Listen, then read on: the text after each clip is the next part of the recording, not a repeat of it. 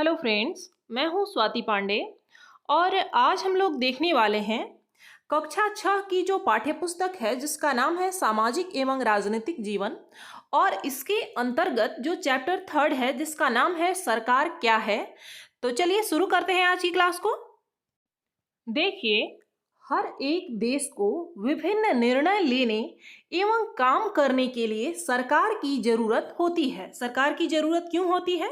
तो निर्णय लेने के लिए या फिर अन्य कामों के लिए भी।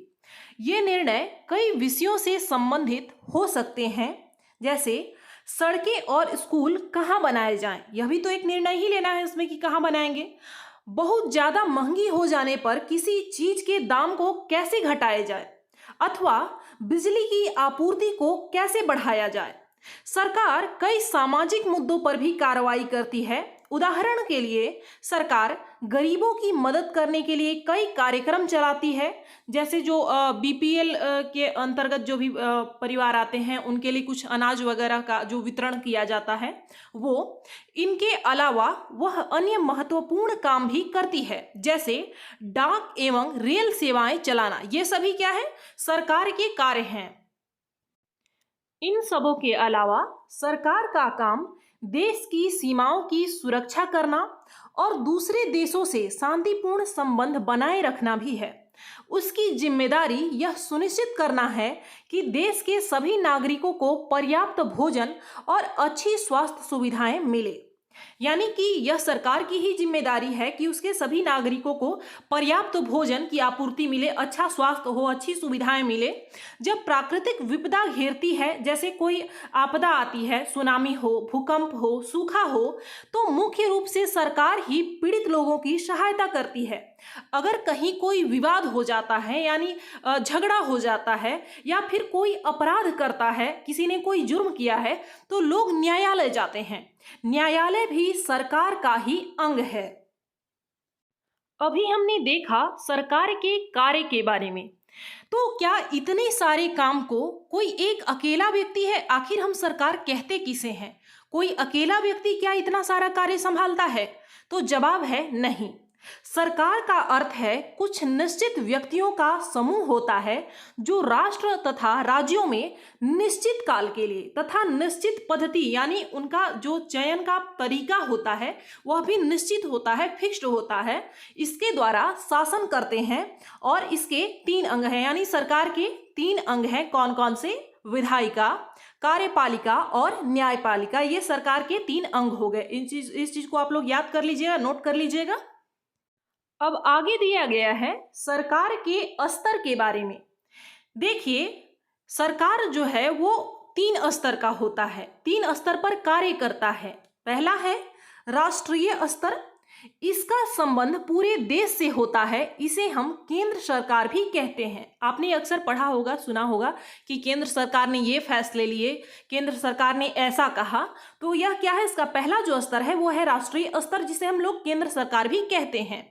सेकेंड है राज्य स्तर। यह सरकार किसी विशेष राज्य का संचालन करती है, यह राज्य सरकार कहलाती है। सेकेंड क्या हो गया?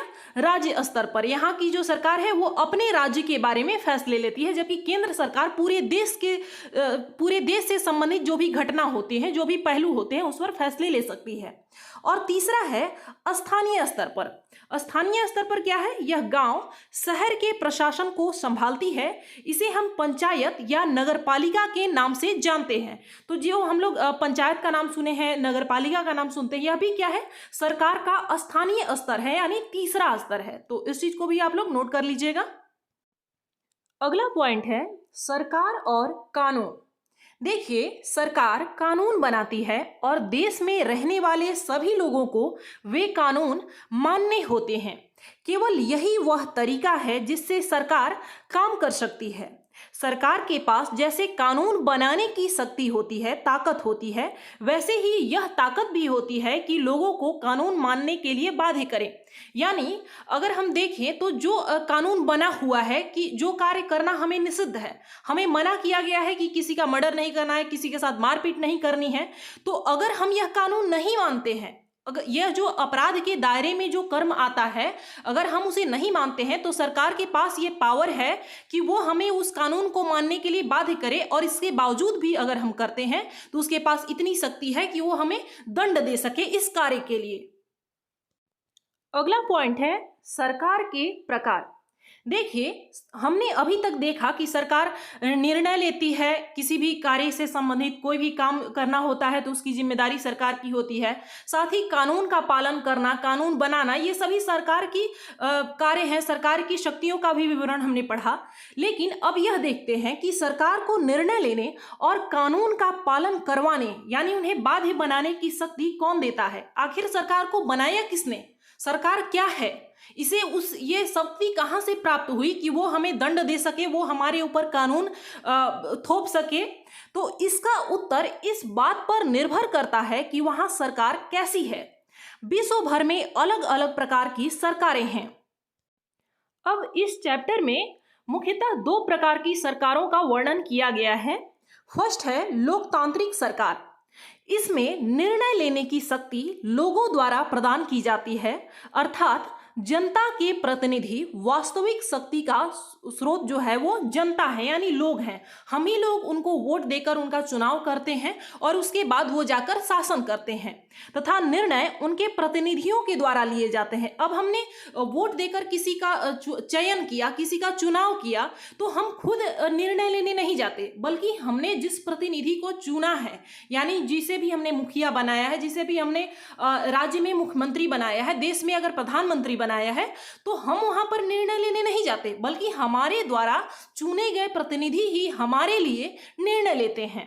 लोकतंत्र सरकार के अंदर मुख्य रूप से दो प्रकार होते हैं, यानी यह लोकतांत्रिक सरकार भी है, वो दो प्रकार की होती है। फर्स्ट है प्रत्यक्ष लोकतंत्र और सेकंड है अप्रत्यक्ष लोकतंत्र। हालांकि इसके बारे में बहुत ज्यादा डीपली नहीं दिया गया है इस चैप्टर में, तो इसे हम अगली कक्षा में पढ़ेंगे। सरकार का दूसरा प्रकार दिया गया है जो कि है राजतंत्र। इस प्रकार की सरकार के अंतर्गत निर्णय लेने की शक्ति राजा या रानी के पास होती है और जनता से निर्णय नहीं लिया जाता। इसे हम निरंकुश शासन व्यवस्था भी कह सकते हैं। और यह क्या है? यह वंशानुगत होता है, यानी राजा का बेटा ही राजा बनता जाता है, भले ही वो इस योग्य हो अथवा ना हो, भले ही वो अच्छा कार्य कर रहा हो, बुरा कार्य कर रहा हो, लेकिन फिर भी उसे ही राजा बना दिया जाता है। तो इसमें क्या है, निर्णय लेने की शक्ति लोगों के पास नहीं होती, जबकि लोकतांत्रिक सरकार में क्या था कि उसमें शक्ति जो था वो लोगों के पास था, अंतिम रूप से जनता ही शक्ति का स्रोत थी। लेकिन इसमें क्या है, राजा या रानी के पास ही खुद ही अपना पावर होता है, वो अपने हिसाब से निर्णय लेते हैं। आगे दिया गया है भारत एक लोकतांत्रिक देश है। इसकी मुख्य बात यह है कि लोगों के पास अपने नेता को चुनने की शक्ति होती है, इसलिए लोकतंत्र लोगों का ही शासन है। क्या है? लोकतंत्र क्या है? लोगों का ही शासन है। भारत विश्व का सबसे बड़ा लोकतांत्रिक देश है। इस पॉइंट को आप लोग नोट कर लेंगे। भारत क्या है? सबसे बड़ा, विश्व का सबसे बड़ा लोकतांत्रिक देश है, जिसके अंतर्गत लोग अपने प्रतिनिधि वोट के माध्यम से चुनते हैं। आज के समय में लोकतांत्रिक सरकार को प्रायः प्रतिनिधित्व लोकतंत्र कहते हैं। इसमें लोग सीधे भागे नहीं लेते, यानी हम तुरंत खुद ही जाकर कोई भी डिसीजन नहीं लेते, बल्कि क्या होता है कि जो हमने प्रतिनिधि का चयन किया है वो निर्णय लेता है, और इसी वजह से इसे लोकतंत्र को प्रतिनिधित्व लोकतंत्र के नाम से भी जाना जाता है। आगे दिया गया है, आजकल कोई भी सरकार अपने आप को तब तक लोकतांत्रिक नहीं कह सकती जब तक वह देश के सभी वयस्क नागरिकों को वोट देने का अधिकार न दे। अब देखिए, लोकतंत्र के अंतर्गत भी ऐसा नहीं है कि अगर किसी देश में सबों को वोट देने का अधिकार नहीं प्राप्त है तो उसे हम लोकतांत्रिक कह देंगे, बल्कि यह होना चाहिए कि जितने भी वयस्क नागरिक हैं उनको वोट देने का अधिकार होना चाहिए, तभी उस देश को हम लोग लोकतांत्रिक देश कह सकते हैं। लेकिन हमेशा ऐसा नहीं था। अभी तो विश्व में अधिकांश देशों में यह अधिकार दिया गया है, लेकिन प्रारंभ से ही ऐसा नहीं था। बहुत सारे देश थे जिनमें कि केवल अमीरों को ही वोट देने का अधिकार था, साथ ही महिलाओं को भी वोट देने का अधिकार नहीं दिया गया था।